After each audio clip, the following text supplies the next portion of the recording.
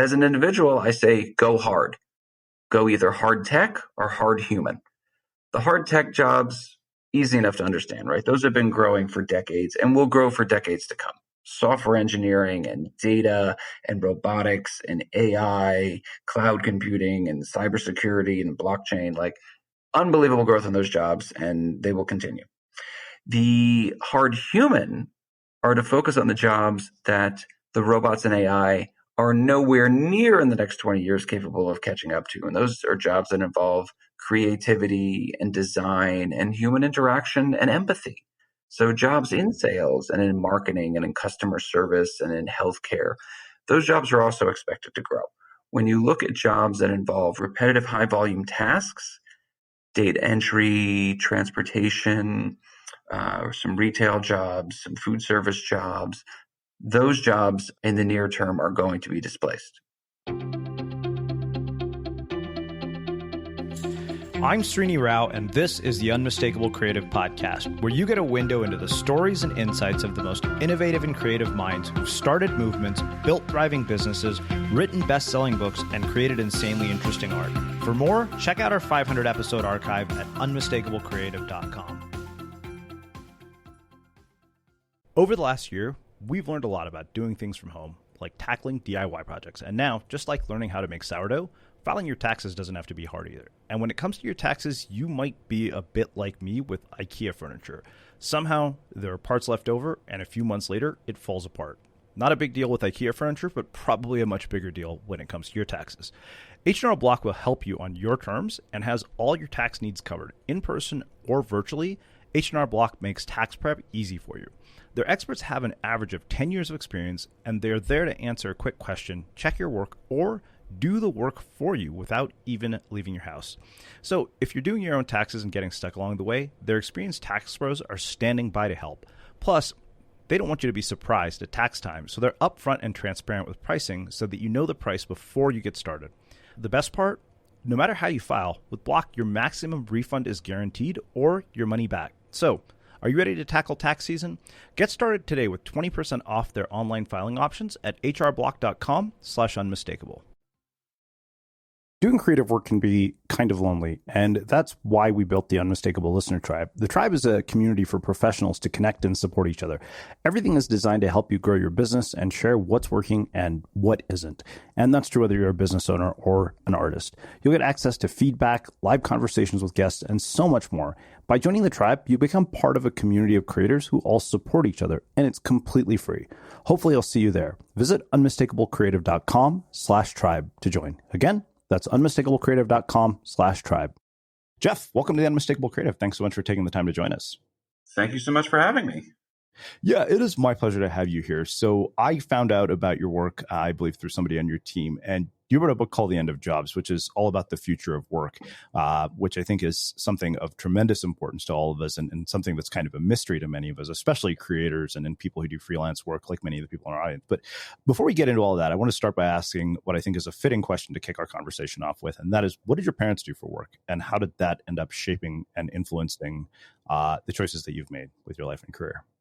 Well, when I think about my parents, and I just, I immediately go to how unbelievably lucky I am, how grateful I am, how fortunate I am to have grown up in that family. My father was a dentist. And so, that impacted me in as much as I've got very good teeth, very good dental health. Yeah. And it certainly has annoyed every dentist that I've ever gone to since he retired. They're like, we're going to do this. I'm like, that doesn't seem like a necessary procedure. And then my mother, who may be the smartest person I know, she was a high school math teacher, actually a calculus professor. And prior to going into high school, she was a college calculus professor. She went to high school because she had kids and she needed the flexibility and she needed to, take some time off, which she did for a long time as a mother, and then went back teaching high school. And, she often told me, she and I often spoke about the fact that her father, my grandfather, always said to her, you could be a nurse or a teacher. Like, that's what you can be, because that's what young women were told at that point in time. And I always think about what she would have done in business had she been pushed in a different direction, because she is smart, she is tough, she's hardworking. And so her intellect, her drive to push me certainly had a huge impact. Yeah. Well, I wonder, what is it about somebody like your mother who had that capacity to look at something that is sort of set in stone according to societal values and challenge the status quo and transcend it? And, how did that impact you? Like, how did that play out on your own life? And how do other people develop that? Because I think that, we're talking about work in particular, but I think it'll make a natural segue to talking about education. But when you look at large scale structures and systems, almost always, some outsider is the one who dismantles the system and rebuilds it for the better. It's never somebody from within inside the system.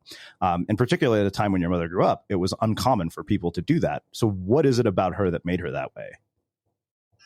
It's a fair question. I don't know that I would say that she was ready to dismantle a system. I mean, she acquiesced. She became a teacher. She got into, I forget which college, and I think Penn. She got to UPenn. And my grandfather was like, no, you can't go there.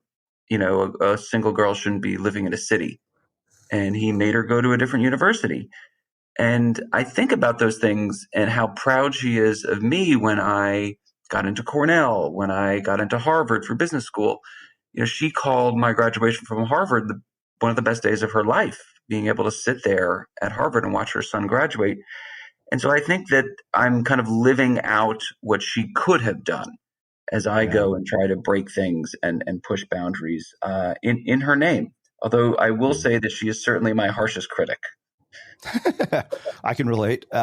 So, I mean, it's very clear to me. I'm the son of a college professor, and so I understand the role that parents play in valuing education. And given Cornell and Harvard, I was a Berkeley undergrad, so I understand what kind of environment that is. I want to talk about that in particular because, having the opportunity to do those things, I think I've come to realize is something that is a privilege. It's something that only people who grew up in privilege often get opportunities to do. And I wonder, when you think about looking at work through the lens of privilege, how does that shape your worldview? That is a great question. When you think about the world of work, you got to start with the world of education. You think about the offset of efficiency versus equality, because the two sometimes are counterindicators. You can't have equality if you're driving for efficiency. Efficiency necessarily creates winners and losers.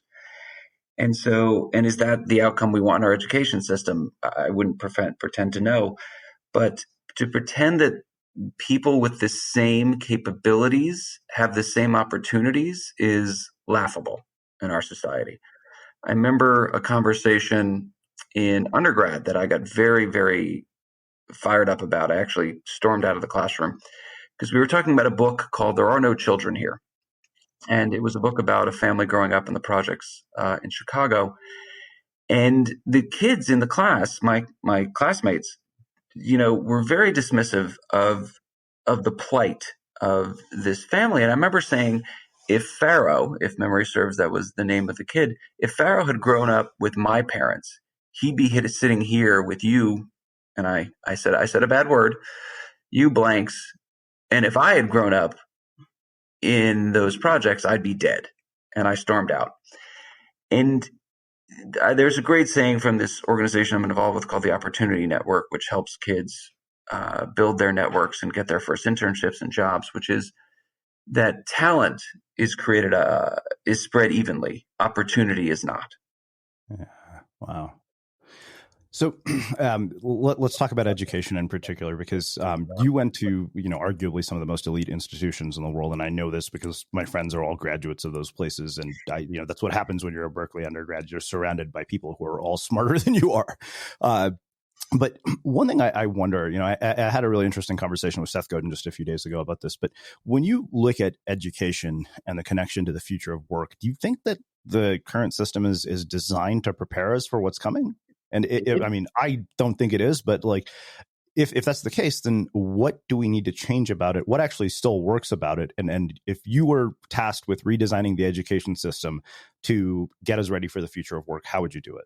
I realize I asked you 4 questions. Well, let me respond to the first one. is the education system designed for the future of work? Hard no. I mean, definitively no. I don't know that there's anybody in the world of work or in the world of education that would say that it is. But I would say this. If you asked somebody that same question 30 years ago, you'd get a hard no. And it hasn't really changed. And Yeah. so if you're giving me the magic wand, you give me the magic wand? Yeah. I get the magic wand?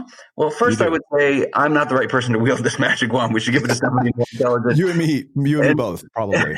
Someone more thoughtful about the education system. But the things that come to mind for me are this focus on the 4-year kind of liberal arts college as an unnecessary component to the future of work that works for some people. The fact that we've pushed everyone to try it, I think, is a mistake. I think there is a huge role to be played for technical schools, for 2-year colleges, for more vocational training, because what we need are people with the right skills that they can monetize over a lifetime, especially as those skills constantly get refreshed. So, look, it's wonderful to say, oh, we should try to get everyone into these great educational institutions, but A, there isn't enough capacity in those educational institutions, and B, most people don't need that. And they end up in a lot of debt for really no reason. They didn't get the skills. And I'll leave this part of my rambling answer with two statistics. 96% of college administrators believe they're preparing their students for the world of work.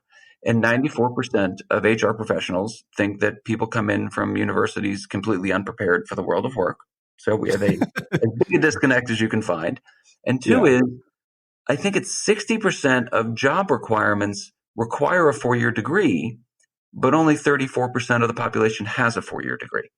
So clearly people are getting these jobs without the necessary degree. And the idea that we put that degree in as a standard just doesn't make any sense.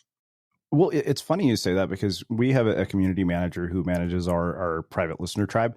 And I remember when I called her, she was one of our listeners, and I said, listen, I've tried to hire people for this job based on a bunch of resume nonsense like social media experience. I need a community manager. She's like, I'm a civil engineer with a PhD. I don't know anything about this. I was like, that tells me two things. You're smart and you know how to solve problems. She is hands down the best person I've ever hired. I am amazed at how good she is at this job because the resume was not a good indicator of whether she was qualified or not. And I feel like so often that's precisely the problem with what you're talking about. We look at a resume and say, oh, okay, you're not qualified to do this job. But unfortunately, resumes don't reveal a lot of other traits that are essential. 100%. Look, I am incredibly fortunate to have gone to the institutions I've gone to.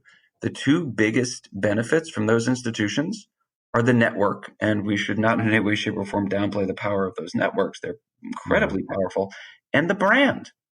It wasn't anything I learned there. It wasn't frameworks and, institutional knowledge or intellectual knowledge. It's the network and the brand. Those are the two biggest benefits by far of those institutions, and I am the beneficiary of those benefits. Well, so I had William Dershowitz here, and you may have read his book. He wrote a book called Excellent Sheep called The Miseducation of the American Elite. And it talks a lot about elite institutions like the places that you've gone to. And one thing I wonder about, because in my experience, I went to Berkeley thinking this is going to be this like liberal hotbed of thousands of ideas. And the more time I spent there, and especially, I only recognize this in retrospect, so wait a minute, this place is a breeding ground for conformity. Everybody kind of has 4 or 5 career paths. It's like, banking, med school or law school, and I wasn't smart enough to do any of those things. So those weren't options. But when you see a place like Harvard, because I think that even at a place like Harvard Business School, I'm guessing a person like you isn't the norm. I'm guessing that checking boxes is much more the norm. Well, look, I got to Harvard Business School as an M&A banker from J.P. Morgan. And left as an M&A banker from J.P. Morgan. I was so you know exactly what I'm talking about. JP put me through. But look, I think actually Harvard does a very good job of dividing the class up. And if you're a banker from Wall Street, there are a certain number of slots. If you're a consultant from McKinsey, Bain, BCG, and wherever, there are a certain number of slots. And then they've got slots for entrepreneurs and people in nonprofit and the military. And it does make for a very rich conversation because that is the power of higher education, is to challenge ideas and to have those debates and discussions in a safe space. And I don't mean a safe space where you can't be offended, a safe space where you can and should offend and debate and discuss respectfully, thoughtfully, with evidence. But you should challenge all those things. And I think Harvard Business School actually does a very good job of that because they are curating that class. Mm-hmm. So, well, let's do this. Let's get into the book. You start out by talking about the history of work, and you start out by talking about corporations, unions, and social safety nets. Can you expand on those and kind of talk about the role that they've played in influencing how we've gotten to where we are? So the framework I tried to set up is this undulating power balance between companies and workers that is impacted by a number of variables. The biggest variable that throws that equation off is huge step changes in technology. And we call those traditionally industrial revolutions. We have the three industrial revolutions: mechanization, electrification, and computerization. And it's important to study them because we're in the midst of the fourth industrial revolution with robots and AI. And each time, huge amounts of power moves to companies and workers are disadvantaged.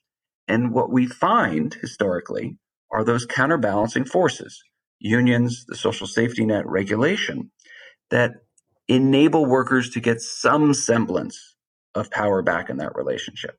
And so they are incredibly important historically, and they'll be incredibly important going forward because we are already seeing the huge power balance shift to companies. Yeah. Well, so one thing you said was that the lifetime employment contract has been broken, even as a tacit expectation of partnership. A model for lifetime employment seems to have gone extinct. And I think when I read that, what it reminded me was graduating from business school in 2009. I saw my classmates who all sat around under this delusion that there was going to be this moment when the economy was going to improve and all the jobs that were gone were going to come back. And I think it was a rude awakening for many of them when they realized that that was not going to be the case. And yet people seem to still buy into this lifetime employment contract. Like, I remember when I saw the first time Microsoft announcing layoffs, I thought, okay, wait a minute. There absolutely is no such thing as lifetime employment, no matter how successful or stable your company is. And I'm the guy who's been fired from every job I've had. So to me, I have an inherent distrust of anybody who would tell me that, oh, we're invested in your future. It is a perfectly fair statement that the lifetime employment model is certainly gone. And I would argue, as I do a bit in the book, that it never really existed. When people look at the average amount of time that a worker spends in a job, in the United States right now, it's 4.2 years. It's the average amount of time someone spends in a job. And obviously, it's all over the place when you break that down. And people that are older in their career stay longer. People that are just entering the labor force move jobs very quickly. It differs industry to industry. In the fast food industry, the turnover, I think, is 300% a year where people are moving jobs. But on average, 4.2 years. If we dial that back to 1960, when the Bureau of Labor Statistics started keeping track of how long people stayed in a job, people guess, it must have been 15 years, 20 years, 30 years. It was 5. It was 5 years. And so did the lifetime employment model exist for some workers at some companies? Of course it did. Some people marched towards their gold watch and stayed at the same place for 40 years. But for the majority of workers, it never existed. It never was a reality. It's a nice notion, but to your point, it is just that. It's a notion that I think has long passed. Yeah, well, I remember I had a friend who worked at Apple, and he was there for 10 years. And I said, what did you get? He said, I got a pen. I was, what do you get when you're there for 15? He was like, a pen that's a bit nicer. I mean, seriously, that's what you're getting for all this time? Well, I hope they also got a bunch of stock options. Yeah, hopefully. Well, and a few free iPods. So that's kind of nice. But so then why is it that people seem to buy into this narrative still? Because I think there are people. So let's take, for example, sort of manufacturing jobs. I think if there's anything we've seen from our politics for the last couple of years, it's this, sort of delusion that, we're going to bring all these jobs back, when in reality, those jobs aren't coming back because of the fact that we have technology to replace them. So, few thoughts. One, you're 100% correct. And let's talk about the manufacturing sector for a second. We went from 20 million manufacturing jobs in the United States in 1980. That was the peak manufacturing employment in the United States. And over the following 20 years, it dropped by 40% to 12 million. And we've remained relatively stable at 12 million for a decade or two. And people point to the Chinese or NAFTA or environmental policies. The data would tell us that 90% of those jobs don't exist in the United States anymore because robots perform those tasks. And so you can talk about environmental policy all you want. It's just not the case. The same thing is true, by the way, in the coal industry. People talk about, environment and, the Democrats' war on coal. We went from 1 million coal workers in the United States to 200,000 coal workers in the United States, then down to 80,000 coal workers in the United States because machines rip coal from the ground. This was over a 50-year period. And that's it. It's not environmental policy. Did that have some impact? Yeah, on the margin. But the vast majority of impact is because machines rip coal from the ground. And so that's the enemy, quote unquote, to be thinking about, right? What happens as machines, as robots, as AI systems become more adept, more capable, cheaper, and start performing more and more tasks? What do we as a society do? But back to your other point, by the way, because I don't want to let it go, on why people cling to this lifetime employment model. People get addicted to it. There's a great quote. I don't remember who said it, but I remember who said it to me, was the great venture capitalist Fred Wilson. In a speech he was giving, said the three most addictive things are carbs, cocaine, and a weekly paycheck. People get addicted to the stability of it, and I get it. But I would argue that, especially as someone that did a lot of innovation in the freelance workforce, where do you have more stability? Where you have one point of failure, that one employer, or the 20 clients that the average freelancer has? Yeah. Well, it's funny because I remember you had an interesting statement about that where you said, a freelance gig might disappear, but, a company isn't entirely likely to disappear. But let's actually talk about where we're at now, because, you break where we're at now into 4 key areas: on-demand labor, remote work, income inequality, and increased personal responsibility. Let's start with on-demand labor, because I think that when we think of on-demand labor, mainly in my mind, it's, things like Upwork, DoorDash drivers, Uber, all that kind of stuff. What's the impact of on-demand labor in terms of where we're headed? How is that going to play out in the future of work? Because I had somebody here who once said, the future of work is going to be projects, not jobs. So I agree with that statement, and I disagree that on-demand labor is the future of work. So is work itself continuing to get atomized down into its component tasks? Hard yes. Data here is very clear. Are companies increasingly staffing people on projects and teams instead of just having one manager? 100% yes.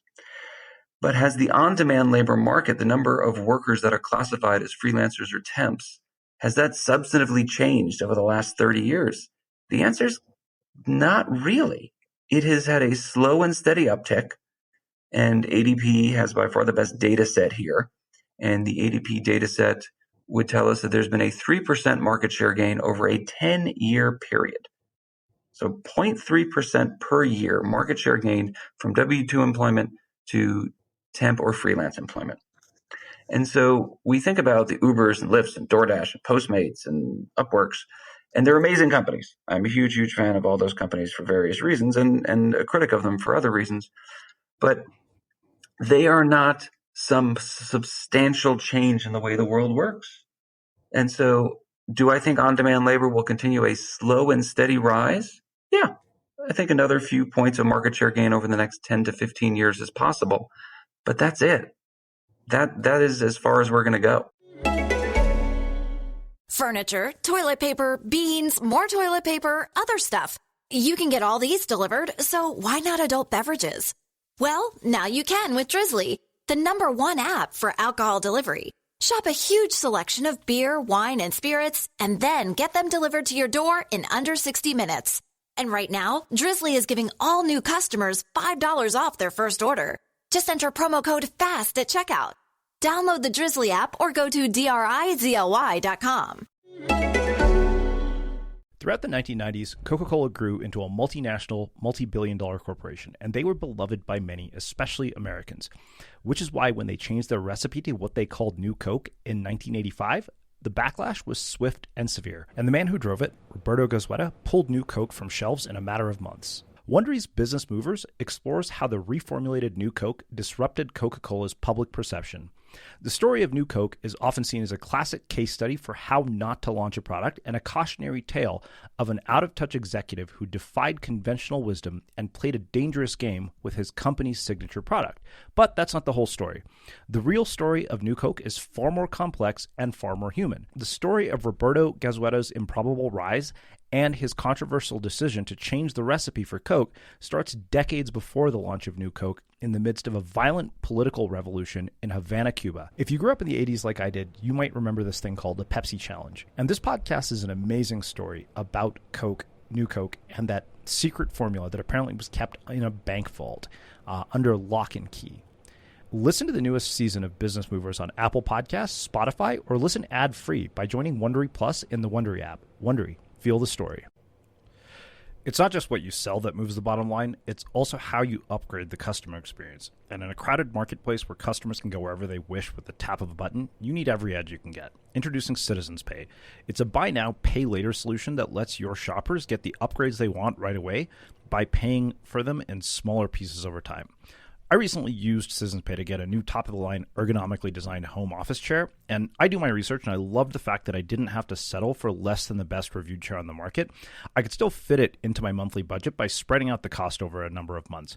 And when customers like me get the things they want, so does your business. More purchasing power with your business today means more customer loyalty in the long run.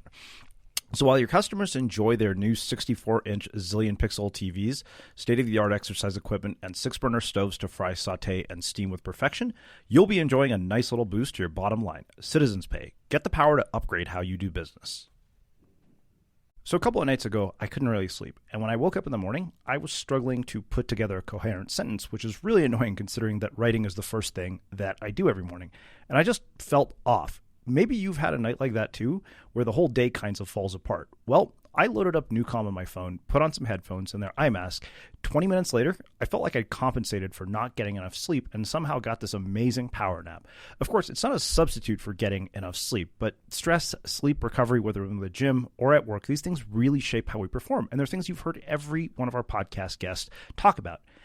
But for those days when you do wake up in a bit of a funk, Newcom can be a game changer. Newcom is the only stress management system of its kind that's clinically proven in over 1 million sessions to improve your sleep. Reduce your stress, boost your recovery without drugs or side effects. The Newcom system uses cutting-edge neuroscience and consists of 3 non-invasive and non-pharmaceutical items, all of which are included in your monthly subscription, which costs less than a daily cup of coffee. And the whole process is super easy to use and to work into your daily routine to achieve better sleep reduction and stress and boost recovery. So, when you wake up in a bit of a funk, own the day with Newcom.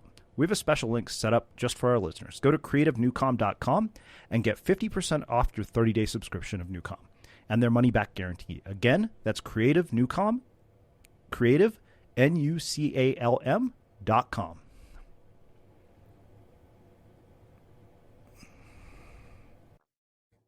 Mm-hmm. So, I think what's interesting, and I wonder what you'd have to say about this is, as somebody who does what I do, I realize on-demand labor gives me a level of power to bring ideas to life that I've never had before. We work with a graphic design firm called DelSign, and it's unlimited graphic design for $399 a month. And the amount of output these guys produce is remarkable. It's amazing how much we're able to get out of them. In the span of a month, we can do what we couldn't do before over 6 months with one person. It is true. Look, that is the benefit of on-demand labor. You get to tap into these unique resources. You get to use them in a very discrete fashion. They are subject matter experts. There's no ramp-up time. They just hit the ground running, and they produce 100%. But will it result in a structural change in the way companies and workers come together to produce goods and services? There's no data to support it yet. We'll see, because not only is our business processes and a host of other things that we call the labor equation in the book, not only are they incredibly important, so is regulation. Yeah. And so even if companies could convert all their W-2s to 1099s, they wouldn't be allowed to. And I will tell you this. I have never once been in the meeting where a CEO or any business leader says, hey, we want to convert all of our W-2s to 1099s. Therefore, we need your software. And I can promise you this, if somebody were doing it, we would get the call because we are by far the largest piece of software in that space.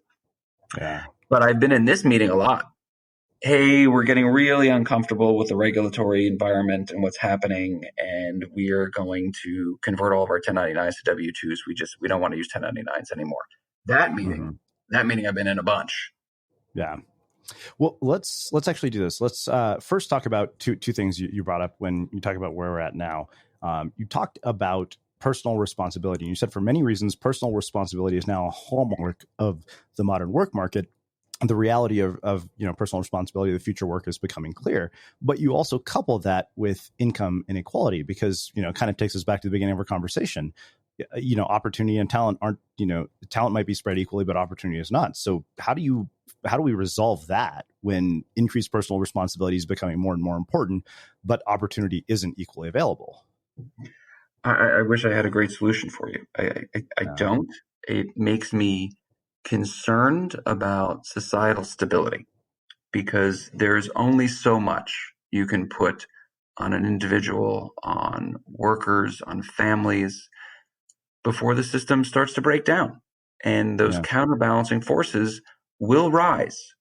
And so whether it's an increase in the regulatory state in some way, which has positives, it has negatives, whether it is a change of the social safety net and a more redistributive society, positives there and negatives, whether the union movement recasts itself, because the union movement as it has existed for 100 years is not working overly well. They are, not gaining market share. But we can look at the Fight for 15. And the Fight for 15, I think, is a great example of an evolution in the union movement of workers coming together in common cause through social media, not driven by unions, but by non-union activists around the country that have pushed for substantial change in the minimum wage, which leads to a substantial change in how the economic pie gets divided. And we can debate and discuss different studies on, is that actually good for workers? Because does it mean that at higher wages, companies employ fewer workers or start using more robots? There's actually very inconclusive evidence on it. But the near term is you'll see big wage increases for workers. Mm-hmm. Well, let's talk about regulation because I think that as somebody who runs a business, I think about regulation a lot and tax policy and those kinds of things. And, on the one hand, my roommate and I have had this conversation. Said, like every good society is driven by some level of self-interest. But I think that when you push that to the extreme, you reach a point of diminishing returns. And I really wonder, like, as somebody who's an entrepreneur, does it change the way that you vote? Like, does it change your political beliefs? Because on the one hand, there's going to be things like, we said, certain regulations that would probably be good for you as a business owner, but terrible for society at large. Mm-hmm. Well, look at Prop 22 in California that just got passed. So the regulators in California, the legislatures in California, came up with AB 5, which really said to the gig companies, just to simplify it, make all your people employees because they're working for you, but they don't get any benefits. And the gig companies said, well, if we do that, we're going to have to charge a lot more for our service and people have to wait longer. And they got it to be put to a vote. And basically people said, I don't want to wait another few minutes and pay 30% more for my Uber ride. So let's move on. Right? Like that's what people said with their vote. They didn't say, well, do we really want a society where some people are really being taken advantage of or this or that? And I'm not taking one side of this issue or the other, but they were very clear.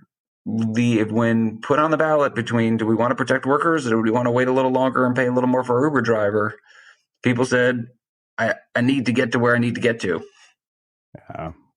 So, I mean, I think that just, you had this quote in the book where you said many of today's labor laws and regulations are more than 100,000 years old and were crafted in response to very different needs. Yet our society is still working under a workers' compensation that was enshrined into law a century ago.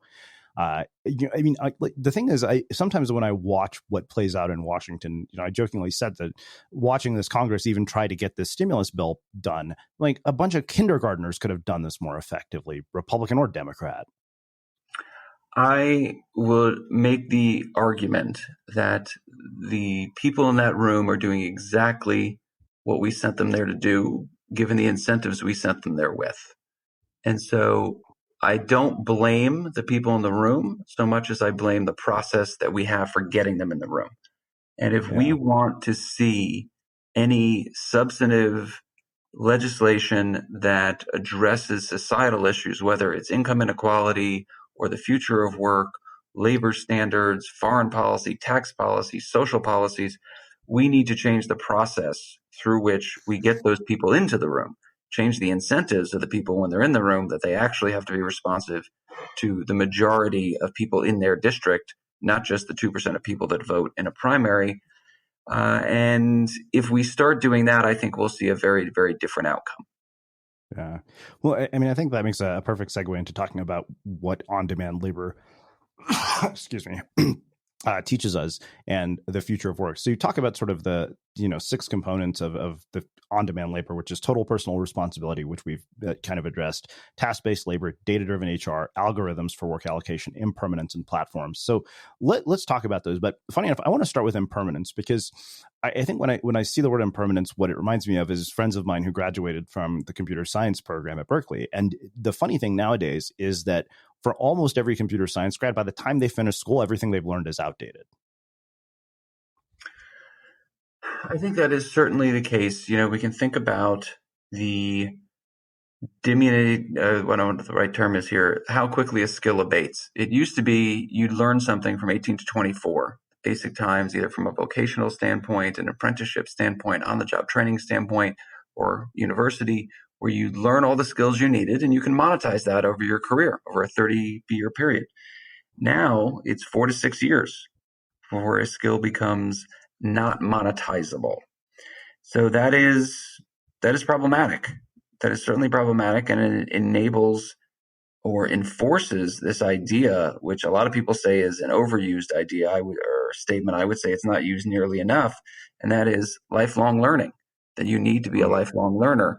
And so impermanence casts its pall over many aspects of the labor force, not just this idea that lifetime employment contract was a notion, not really something that ever happened, but also how you get the skills that you need to be able to earn a living. Mm-hmm. Well, I think the natural question that probably comes from that for most people is, okay, well, what are the skills that we're going to need to develop that are going to allow us to monetize the future of work? Because like we said, many of our skills become outdated. I feel like there are a few sort of hard skills that I see that play out, that become timeless. So first off, what are the timeless skills? And then what are the ones that you need to develop to thrive in the future of work? That is a really good question. I've never thought about it that way. I'm gonna skirt the question, and I'm not gonna answer what I think is timeless, because I'm not sure what is timeless. I mean, we could say things around networking, around sales. I think everybody's in sales, and things like that. If you're good at those things, they will almost always apply. That said, when I talk to people about how do I prepare for the future of work, how do I as an individual prepare? It's very different than when I'm advising companies on the future of work. But as an individual, I say go hard. Go either hard tech or hard human. The hard tech jobs, easy enough to understand, right? Those have been growing for decades and will grow for decades to come.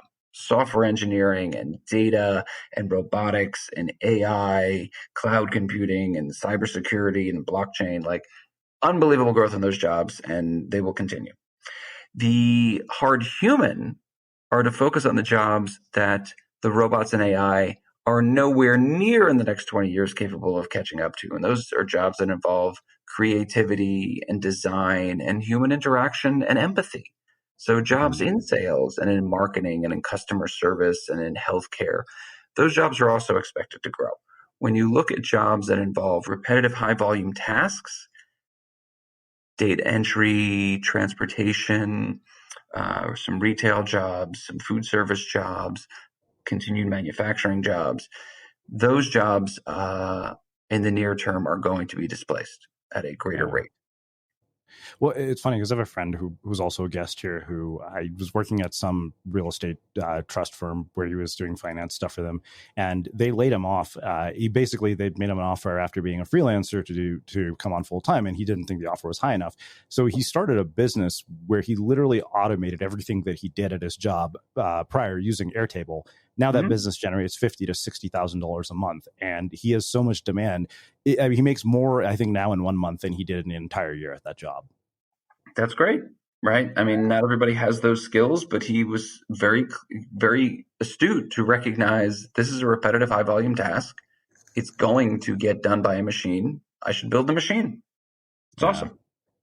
So, I mean, I think that makes a perfect segue. So, like, we talked about the skills. Like, what should people, particularly creatives, be thinking about, in terms of repetitive work and automating? Because I've been spending a lot of time looking into where I can optimize my work through AI. So, for example, things like SEO, things, like there's a firm called WRK.com right now. We're working with them. They use a combination of AI and human labor. And we're like, look, I want to write a blog post. I don't want to do any of the rest of this. And so right now they're actually building out a workflow to the point where we're going to be able to push a button and everything else will be done from them.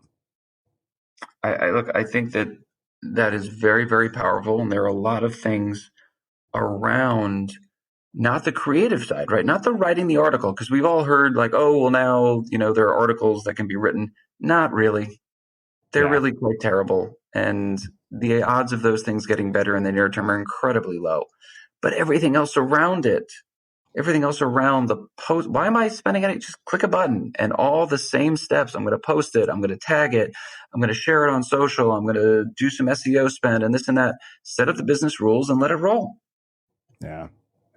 Yeah, it's funny because I think a lot of creatives don't really realize how much of the process they waste on all these sort of non-essential activities. There are business processes in so many fields, creatives notwithstanding, that are just, whenever you see the same thing over and over again, I'm not saying it's going to happen tomorrow, but at some point, history would tell us the repetitive high volume process, no matter where it is, eventually gets automated. Well, it's funny because Victor Chang wrote this book. He's a venture capitalist and a guy in Silicon Valley called Extreme Revenue Growth. And one of the chapters in that book that really struck me was he said one of the first things he does when he goes into a company is he has them literally document every single process. And he says, tedious, it's mind numbing. But he said, having some process documented is better than none. And I'm amazed by just how having a checklist alone is such a game changer for understanding that and like increasing your ability to do work efficiently. It's very true. I mean, look, if you don't have a process, then you're reliant on the team to do it, which in a lot of cases is great. And if you've hired the right team, then by all means, tell them where you're going, tell them what you believe, and unleash them. Let them do their thing. But most people aren't blessed with that, with a very clear vision, with a very clear, set of rules or guidelines that can let their team go. And so the processes for doing it, when we talk about startups end up being cults of personality around their founder, and people do things the way their founders do them. And eventually a startup moves from a cult of personality to a systems of policies and procedures, because that's how companies run. And the more you can document them, the better off you are going to be. Well, let's talk about two other components of what you say on-demand labor teaches us, which is data-driven HR and algorithms for work allocation, as well as task-based labor. Like, how are these going to play out in the future of work? So, algorithms allocating HR is, as things continue to get broken down into tasks, the algorithm is going to look to see which labor resource is most capable of handling that task. Now, that's based not only on skill, but on availability, on what we want to do as an organization. I mean, clearly, the labor resource I'm going to go to first are my full-time workers, because I'm paying them whether they do work or not. And then if people aren't available, the algorithm will start looking through on-demand labor resources to bring on. But that necessitates understanding all of the skills and all the availability of everybody that does work at your organization. And most companies do not know those things. So you've talked about in the future of work near term, you're talking about convergence, incremental change, alumni labor clouds, and total talent management. Can you expand on that? How do those play out? Like, so take somebody like me. I mean, I kind of understand this just from, doing my own work. But if you were to look at this through the lens of a creative person listening to this, how would that play out in their own life?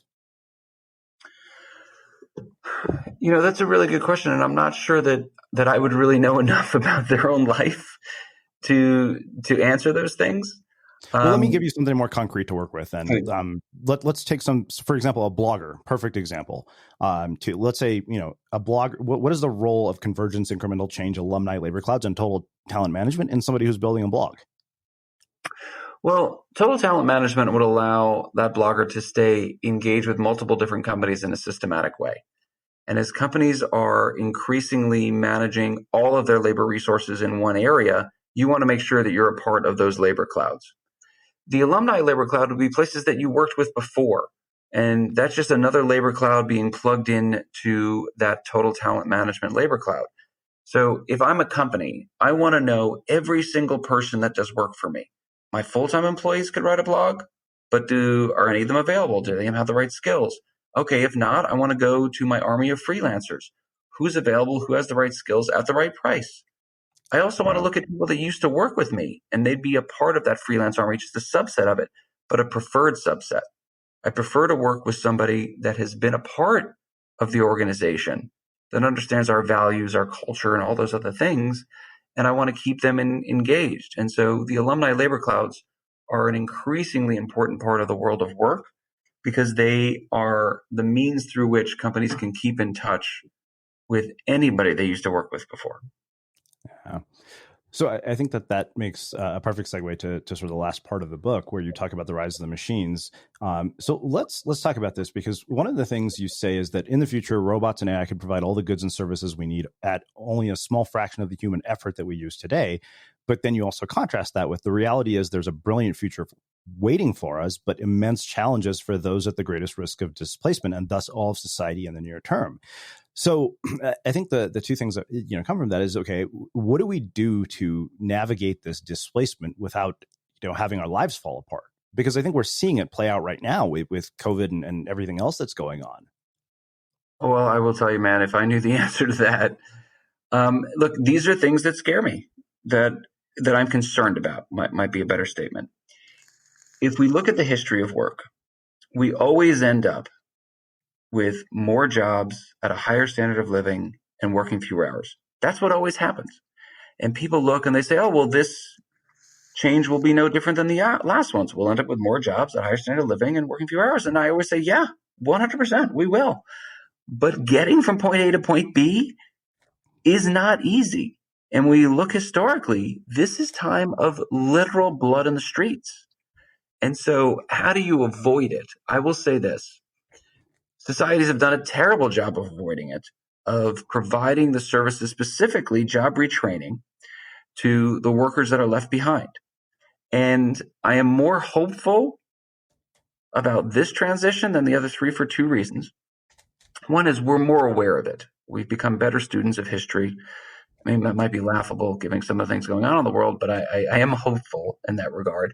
But the other reason to be hopeful is that new technologies are coming on stream that massively compress the time and the cost necessary to retrain somebody. So I think about VR technologies that you can put a set of VR goggles on, and 200 hours later, you are now fully ready to not apply for a job, but to start at a company and perform the series of tasks you were just trained for. That is amazing. That is unprecedented. And so those are the things that give me hope, because if we don't retrain those workers in the United States, you're talking about upwards of 25 million workers over the next 20 years that are going to lose jobs structurally and permanently. But there will be more jobs created. We need to get those people into the industries that are growing. I mean, so the thing that I like throughout all of this, I couldn't help but think, over the last 10 years, are we going to move to a breaking point where we're going to see massive civil unrest? And I think we're seeing the edges of that, not just here in the United States, but around the world. And, on the flip side of that, the economist Tyler Cowen, he wrote a book called Average is Over. And that book always stayed with me because basically what it said is that we can't, society no longer rewards average, particularly in the world of work. I think that is probably true. But having not read it, I don't know that I could comment. Okay, fair enough. Surprising, right? Most people will just start blathering on, but there are certain areas I just don't know enough about. Yeah. I mean, do you worry that we're headed towards massive civil unrest? And if so, what is the responsibility, I think, of the individual? And then what is the responsibility of people who govern the lives of those individuals? Okay, well, that I've got a very different point of view on. I, again, wouldn't say that I'm overly knowledgeable, but I would say we have a clear responsibility as a society. It is in our interest. Let me say it differently. It is in our interest as a society. And it's been in the interest of every society to ensure stability. And so, will there be mass civil unrest? No, I do not believe we'll see mass civil unrest. Do I think we'll increasingly see people vote for populist candidates, for nationalist candidates? And do I think that history would teach us that those are tremendous mistakes? Yes. But do I envision in the United States civil unrest of a revolutionary scale? No, not at all. There are questions about what kind of society we want, but the wonderful thing we have here are these elections. And as much as the current president wants to rant and rave about the elections not being fair or free, they are 100% fair and free. There is zero evidence there was anything, I mean, literally zero evidence of any malfeasance.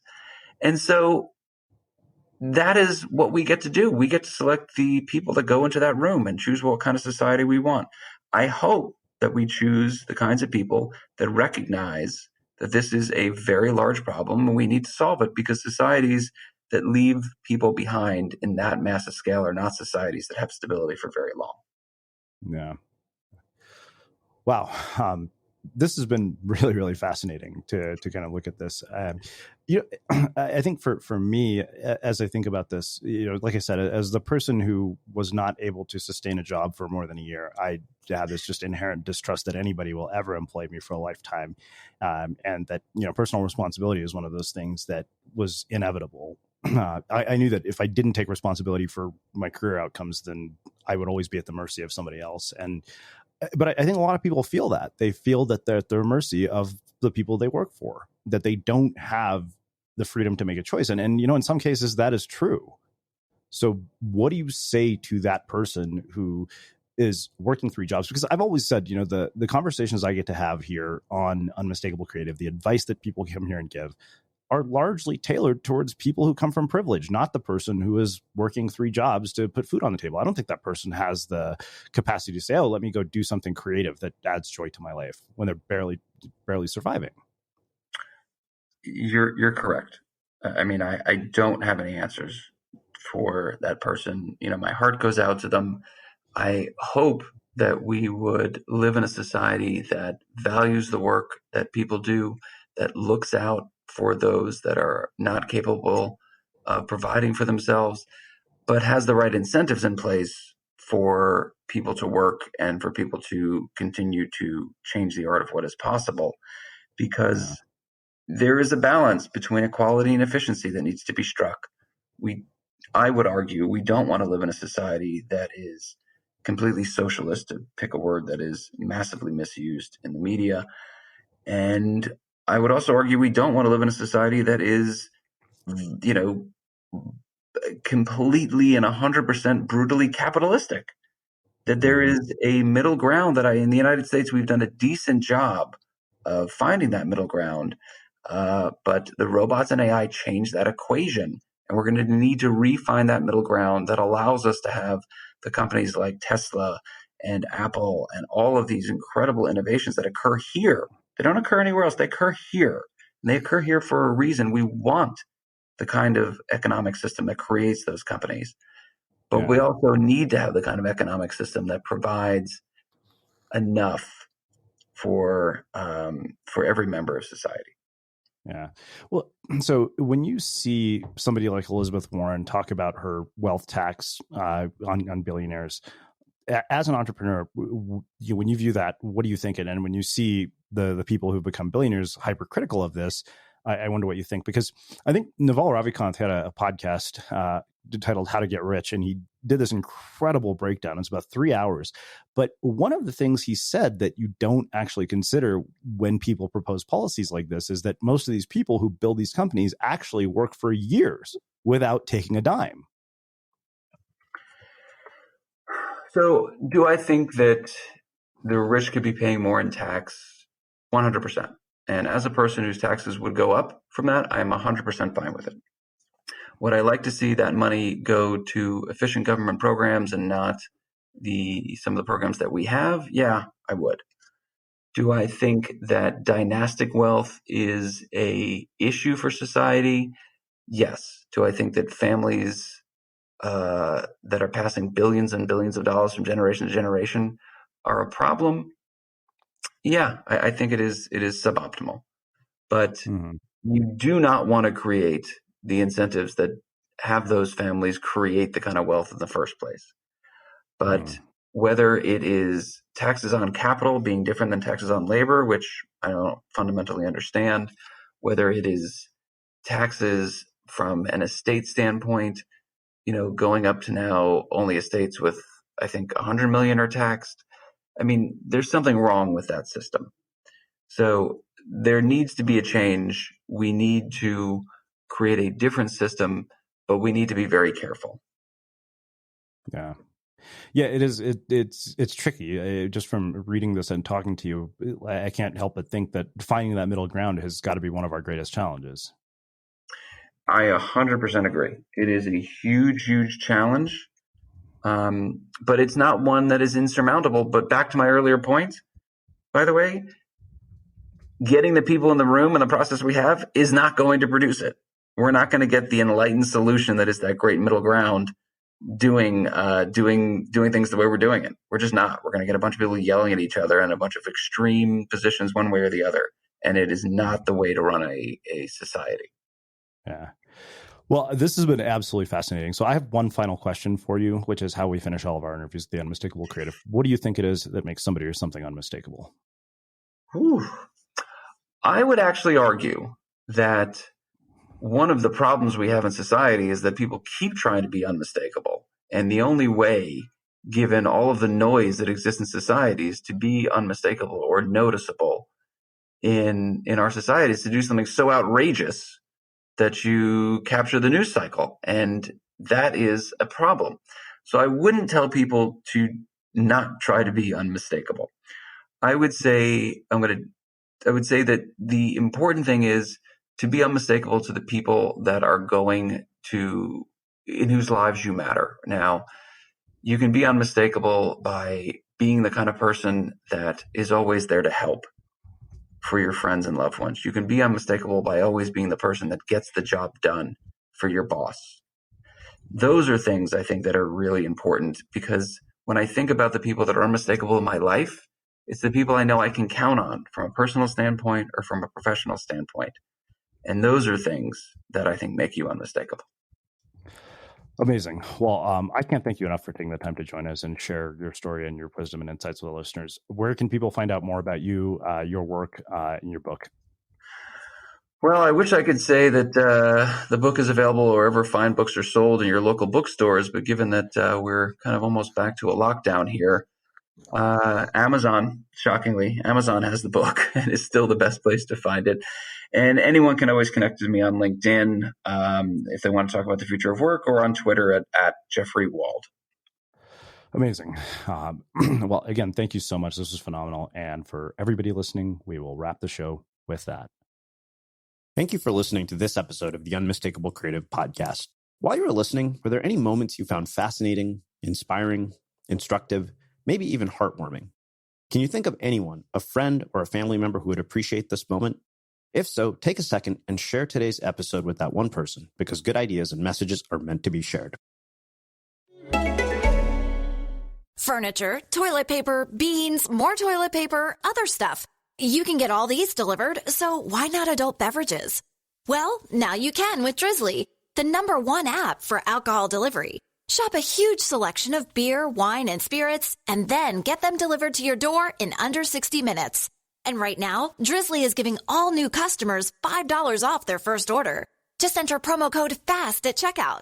Download the Drizzly app or go to DRIZLY.com.